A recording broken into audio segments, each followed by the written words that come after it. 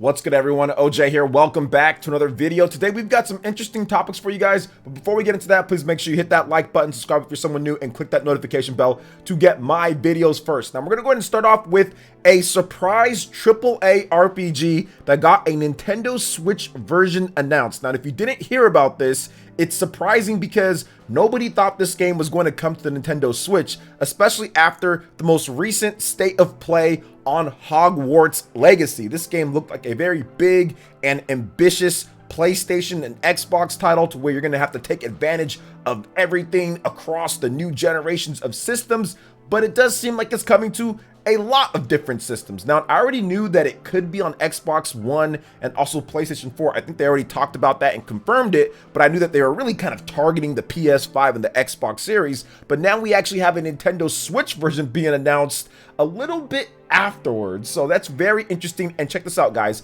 It's not a cloud version. It's not a online only version. It's not anything weird like that. It's a native Nintendo Switch port. So to me, this is very much going to be in the same line of a Doom Eternal or a Doom game or something along the lines of that, to where you're probably going to have the developer who makes the Switch version bust their butt just to be able to get it to run and look good, and it'll probably surprise a lot of people when it does come out, because it's going to be just interesting to see how this game is, because nobody anticipated there being a Switch version. I did not see any leaks or any types of other things with the Switch with Hogwarts Legacy. Everybody felt it was Xbox, PlayStation, PC. That's that. Now, recently, they did show off at the State of Play that Sony had 14 minutes of gameplay running on the PlayStation 5, which also fed into more people thinking, okay, this is a PS5 game. Look how good it looks, graphics, all of that.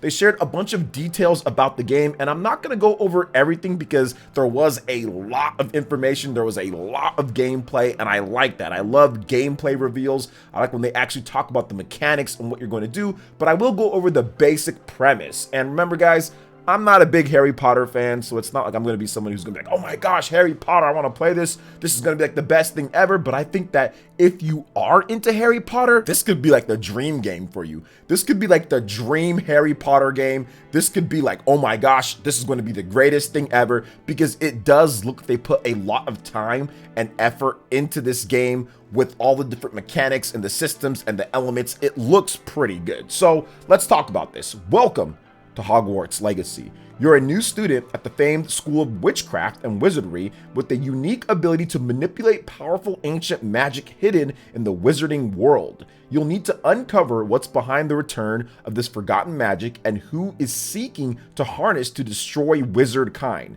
as you may be the one that decides the fate of the entire wizarding world. But before you can study magic and begin to solve these mysteries, you must create the witch or wizard you want to be. When you arrive at Hogwarts, you will be sorted into one of the 4 Hogwarts houses. And I do not know how to say these. It's like Hufflepuff, Ravenclaw, Slytherin, I don't know, Gryffindor. I might have said those wrong, might have said them right, whatever. Cool. You guys know what it is if you're into Harry Potter. After you settle into your dormitory, you will meet up with your housemates in the common room. You will need to attend classes and do have some catching up to do, as you are starting at Hogwarts late as a 5th year. So you have life in Hogwarts, a dangerous mystery like we talked about there. There's talents and abilities. You have a specialized classes with different spells, deep set of upgrades, talents, and progression systems as a wizard. Now, you can also complete challenges throughout the world to earn experience, level up your abilities, to choose talents to upgrade your spells, plants, and potions to increase their power, and you can decide which talents best fits your playstyle and allow you to focus on your favorite types of magic. You can also loot, buy, or craft your own magical gear that will increase your offensive and defensive capabilities. In combat gear can be upgraded and specialized to allow for greater abilities for your chosen playstyle. Now, spells aren't the only tools that you do have at your disposal. You can hone your wand skills, and you can continue to further your magical education at Hogwarts, progressing your development as a witch or wizard, which you can then brew potions that can increase your power when you need a boost, grow or deploy magical plants to mob the battlefield, or keep your enemies at bay. You can even unleash deadly mandrake seedlings to incapacitate unsuspecting enemies. There's all sorts of stuff, guys. There's beast class, there's magical beasts that you can summon, there's all different things, and there's even learning and mastering broom flight so you can get around more quickly. I mean, this is just something that it looks, like I said, very ambitious. So if you're into the Harry Potter franchise, this looks like this is going to be your type of game, and I'm just surprised that it's coming to the Switch. So I did want to cover it for you guys, for those that are interested, because it got a surprise announcement late the day of the reveal of State of Play gameplay reveal. So what are your thoughts on Hogwarts Legacy? That's currently right now available for pre-order across all the platforms: PlayStation, Xbox, PC, Nintendo Switch. It's coming out this year, holiday 2022. What do you guys think? Let me know your thoughts in the comment section below. All right, and moving into the next topic here, guys, we have a little bit of an update on what's going on with the Japanese Famitsu sales, and I wanted to talk about this because this is pretty big for Nintendo, what they're able to get when they essentially don't have a lot of big Mario and Zelda to sell. I've discussed this just a bit before in the past, but I do think that it's fascinating that they're able to kind of supply this amount to Japan and continue to keep things rolling with what's going on with the Switch shortage. But it's interesting nonetheless. So we have the Famitsu update sales. So this is from March 7th, 2022 to March 13th, 2022. And this is the Japanese sales that only covers the retail. It does not cover digital sales, so it doesn't include that. So just keep that in mind when we talk about some of the numbers here. And one of the main focuses that I wanted to talk about when it comes to Pokemon as well. So once again, Pokemon Legends Arceus was the highest selling game for the past week, moving an additional 34,362 units. Gamatsu has the beat on that. It was followed by the PlayStation 4 versions of Elden Ring and Gran Turismo, moving a respective 30,341 and 20,806 additional units. Now, new games like Chocobo GP and Dot Hack GU Last Recode for the Nintendo Switch were the only new releases to chart in the top 10. Now, the latter opened up at 12,414 retail sales, while the former opened up at 11,097 sales. Now, this is where things get, once again, interesting, considering what's going on with the chip shortage, and maybe there's a little bit of a turnaround for Nintendo with supply here. So on the hardware front, the Nintendo Switch sold 97,706 units. The PlayStation 5 family of systems sold 16,286, and the Xbox Series family sold 1,962 units, and the PS4 family sold a measly 16 units. So of course, next generation systems continue to face these stock issues. We have to have that on there when it comes to Famitsu, and you guys are seeing the top 30 is out, and it's essentially all Nintendo Switch games with a PS4 or two PS4 games at the top there at 2 and 3, and one PS5 game with Elden Ring right there as well. We did hear that Elden Ring sold over 1 million units in Japan by itself, so that's not bad for the PlayStation and Xbox systems, or pretty much not even on Xbox much there. We haven't really seen it shown up. I'm pretty sure there's some people that probably bought the game digitally, but for the most part, all the sales are on the PS4 and also on the PS5. Those systems are kind of cleaning it up. But when you look at the hardware sales here, with the Nintendo Switch almost pulling a 100K week in Japan with no big new releases. It did have Chocobo GP and also Dot Hack, but those sold pretty small comparison to a lot of the big hitters that Nintendo does have. Heck, even compared to like something like Triangle Strategy, which sold 80-something thousand units. And speaking of Triangle Strategy, that was once again in the top 5. It was actually number 4 with another 17,000 units, where it actually broke 103,000 physical units. So you know you can kind of transfer the numbers over to here in the West. Obviously, probably over 500,000 plus when you combine everything with the United States and also with Europe. So off to a good start for that style of game. But with the hardware, 51,933 units of the Nintendo Switch OLED model, which is really good on the supply there. Then also another 30,381 units on the regular Switch model. Then another 15,932 on the Switch Lite model. That is extremely good, that the Nintendo Switch is essentially outselling every single other system, or at least extremely good for Nintendo, that they're outselling every other system by a large amount. But what I would like to see is that these other systems actually get some stock, because this is just pretty bad at this point. I'm pretty sure more people want an Xbox Series S or a PlayStation 5 more than what they're selling here, but they're just not shipping them there because they have to put all the stock and the allocation over to the West, where the big games, where the games sell more when it comes to Western titles, or games just do better in the West. So it's very unfortunate, but at the same time, it is what it is at this point. But I'm surprised to see the Nintendo Switch OLED model be able to be this much in stock to where they can have a 100K week pretty much. That's kind of unheard of when it comes to some of these alternating big weeks. I know Pokemon came out, they wanted to have more stock there.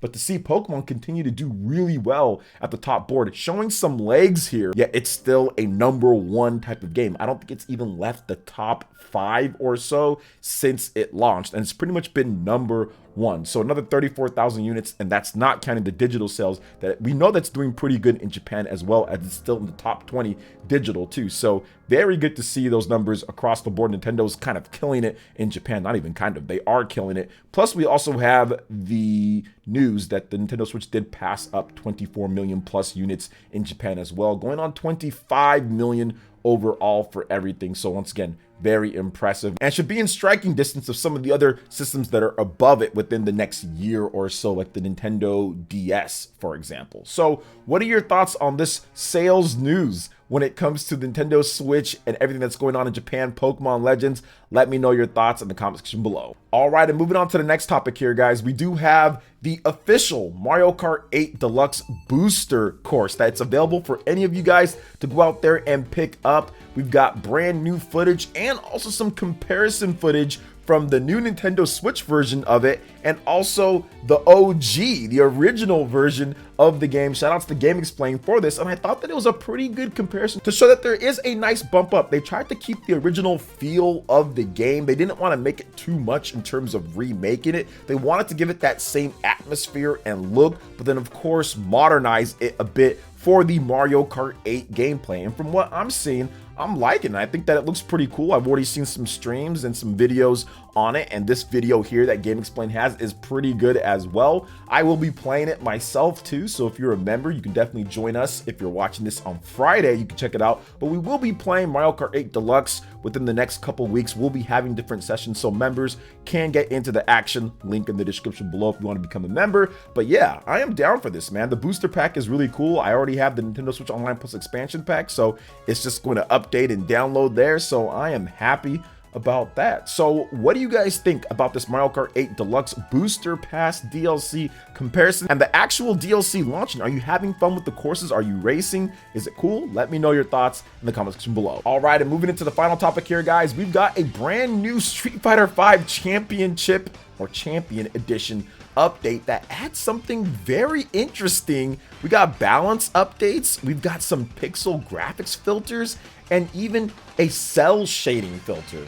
I think the game actually looks a lot better now at this point. So Capcom will release a new update for Street Fighter V Championship Edition on March 29th, which includes a new battle balance update, cell shading, and pixel graphics filters, and more. So here's the full list of features that you can expect in Street Fighter V: a new battle balance update, cell shading graphics filters, offline mode only, pixel graphics filter, offline mode only, new tracksuit colors for all characters, Cap Jam remixes in-game including Dan's theme, Rose's theme, Oro's theme, Akira's theme, and Luke's theme. And of course, Street Fighter V Championship Edition is available for the PlayStation 4 and PC via Steam. You can go pick it up. It's pretty much discounted at this point, and it's essentially a completely different game than what it was when it first launched all those years ago on the PlayStation 4. They've added quite a bit of stuff, but here's what I don't like about this update.